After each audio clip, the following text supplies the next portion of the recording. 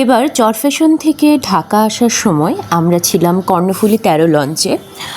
তো এই দৃশ্যটা হচ্ছে সেই লঞ্চের কেবিন থেকে তোলা।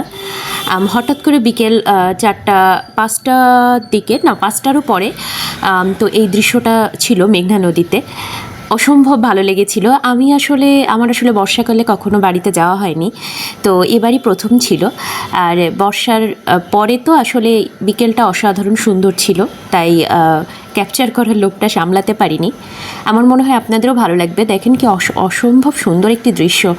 আসলে বাংলাদেশের গ্রাম বাংলায় না গেলে আসলে কিন্তু বোঝা যায় না যে আমাদের দেশটাও আসলে কতটা সুন্দর।